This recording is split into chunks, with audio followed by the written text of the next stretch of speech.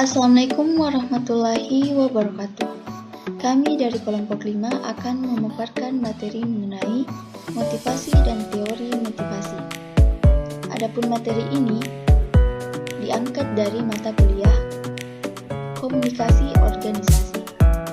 Kami dari kelompok 5 yang beranggotakan saya sendiri, Eliska Sulistianita, kemudian Indah Isnawati, dan yang terakhir Mona Ekawati.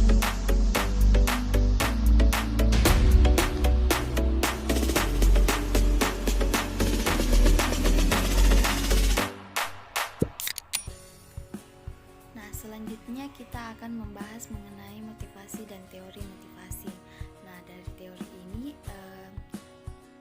yang pertama yang harus kita pahami yaitu apa yang dimaksud dengan motivasi dan apa yang dimaksud dengan motif.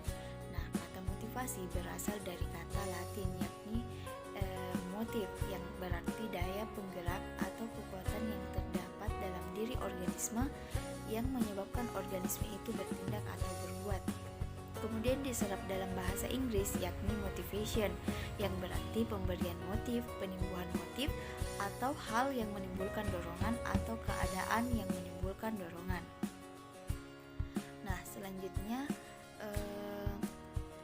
W.H. Haynes dan J.L. Messi dalam Manulang mengatakan motive is a something within the individual which incites him to action, di mana motif adalah sesuatu dalam diri individu yang mendorongnya untuk bertindak. Sedangkan William B. Wether and Kate Davis mengemukakan bahwa motivasi adalah suatu permasalahan yang kompleks karena di dalamnya terdapat hal-hal yang meliputi perasaan, pikiran, dan pengalaman dari masing-masing individu yang dipengaruhi hubungan baik dari dalam organisasi maupun dari luar organisasi. Oleh karenanya, memberikan pendekatan motivasi secara individual untuk bekerja di setiap situasi tidaklah realistis.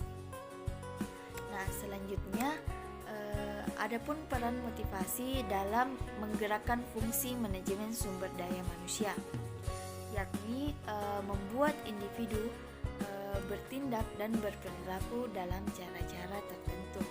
Nah, dalam memotivasi individu dalam menggerakkan fungsi manajemen sumber daya manusia adalah menggerakkan arah tertentu kepada karyawan sampai pada tujuan yang sudah ditentukan.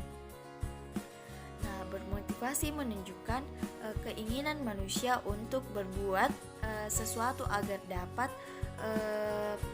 memenuhi harapan yang ada di dalam dirinya. Kekuatan motivasi yang ada di dalam diri manusia ditimbulkan oleh dorongan karena perbuatan atau faktor ekstrinsik dan oleh motivasi yang ada dalam dirinya atau motivasi yang hakiki atau faktor intrinsik. Nah, selanjutnya adapun gambaran mengenai hal tersebut yakni dua bentuk dasar timbulnya motivasi. Nah, dapat kita lihat dari tabel ini.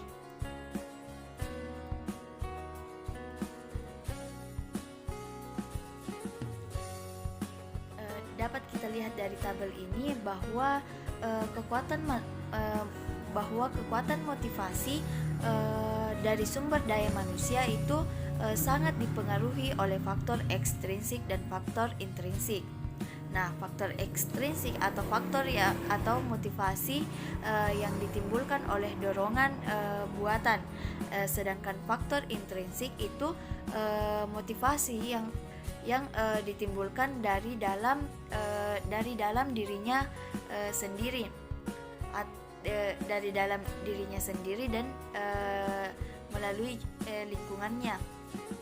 Nah, selain itu ada faktor pemeliharaan budaya dan nilai-nilai yang terkandung dalam organisasi yang dapat mendorong prestasi kerja yang lebih tinggi.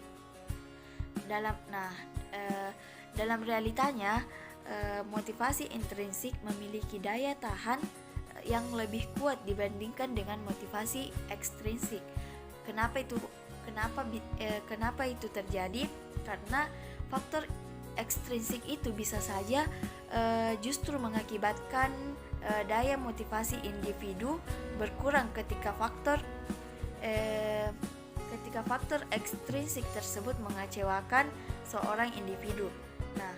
Dari pemahaman tersebut dapat kita ketahui bahwa yang dimaksud dengan motif kerja merupakan daya dorong untuk melakukan sesuatu atau kerja, sedangkan motivasi kerja merupakan proses atau usaha yang mengarahkan sikap dan perilaku manusia dalam bekerja untuk mencapai tujuan yang telah ditentukan dalam dirinya. Dan tujuan organisasi merupakan indikator dari proses motivasi kerja. Dan selanjutnya mengenai proses motivasi kerja itu akan dijelaskan oleh teman kita. Baik, untuk materi selanjutnya yaitu proses motivasi kerja. Nah, di dalam proses motivasi kerja ini ada kebutuhan motivasi dan organisasi, dorongan motivasi pengendalian SDM, ketiga perbaikan dan penyimpanan motivasi kerja, dan terakhirnya yaitu tujuan motivasi kerja. Nah, selanjutnya yaitu hubungan antara motivasi dengan pelaksanaan pekerjaan. Ada dunia pribadi. Nah, motif tujuan pribadi yaitu pekerjaan, wilayah tindak manajer, dan dunia organisasi. Nah, selanjutnya yaitu teori motivasi. Ada teori defisiensi motivasi, teori EKG.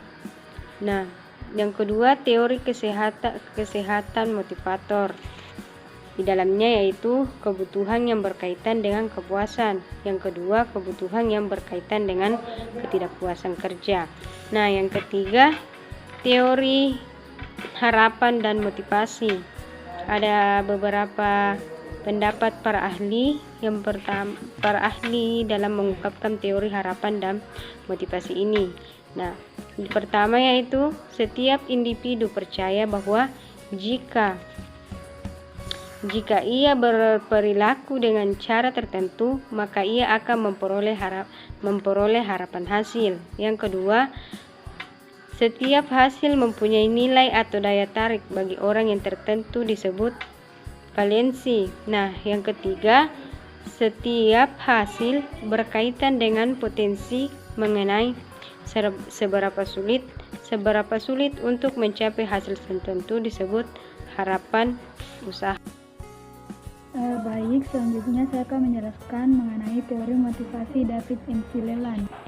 Mengemukakan teorinya yaitu McClelland Assessment Motivation Theory atau teori motivasi berprestasi McClelland. Nah, teori ini berpendapat bahwa karyawan mempunyai cadangan energi potensial. Nah, di mana energi tersebut dilepaskan dan kemudian digunakan tergantung pada kekuatan atau dorongan motivasi seseorang dan situasi serta peluang yang tersedia. Nah, selanjutnya yaitu teori motivasi faktor dari Herzberg. Nah, menurut Herzberg ada dua faktor yang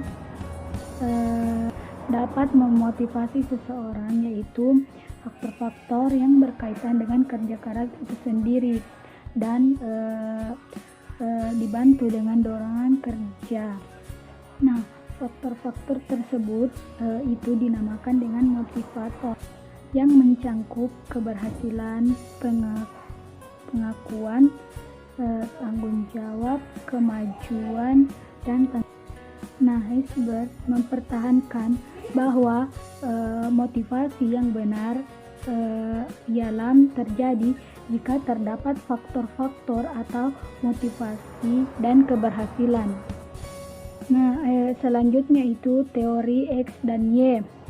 Douglas MC Grieger mengemukakan teori X dan Y, bahwa pandangan manajer mengenai sifat manusia itu dapat didasarkan atas beberapa kelompok asumsi tertentu, bahwa mereka cenderung membentuk perilaku mereka terhadap karyawan berdasarkan asumsi-asumsi tersebut. Nah, ada 4 asumsi yang dimiliki manajer dalam teori X. Yang pertama yaitu karyawan pada dasarnya tidak menyukai pekerjaan dan sebisa mungkin berusaha untuk menghindari. Yang kedua yaitu karena karyawan tidak menyukai pekerjaan itu, mereka harus dipakai dan dikendalikan atau diancam dengan hukuman agar mencapai tujuan. Nah, yang ketiga, karyawan akan menghindari tanggung jawab dan mencari perintah formal. Nah, di mana ini merupakan asumsi ketiga. Nah, yang keempat, sebagai karyawan menempatkan keamanan di atas semua faktor lain terkait dengan pekerjaan dan menunjukkan sedikit ambisinya. Nah, selanjutnya yaitu asumsi positif dari teori Y. Yang pertama yaitu karyawan menganggap pekerjaan itu sebagai suatu hal yang menyenangkan, seperti halnya istirahat ataupun bermain. Nah, yang kedua yaitu karyawan akan berlatih mengendalikan diri dan emosi untuk mencapai berbagai tujuan. Nah, yang ketiga, karyawan akan bersedia belajar untuk menerima atau mencari dan dapat bertanggung jawab. Nah, yang keempat yaitu karyawan mampu membuat berbagai keputusan inovatif yang diedarkan ke seluruh populasi dan bukan hanya bagi mereka yang menduduki. Baik, itulah tadi pemaparan materi dari kelompok 5. Kurang dan lebihnya mohon dimaafkan, dan saya akhiri dengan ucapan wassalamualaikum warahmatullahi wabarakatuh.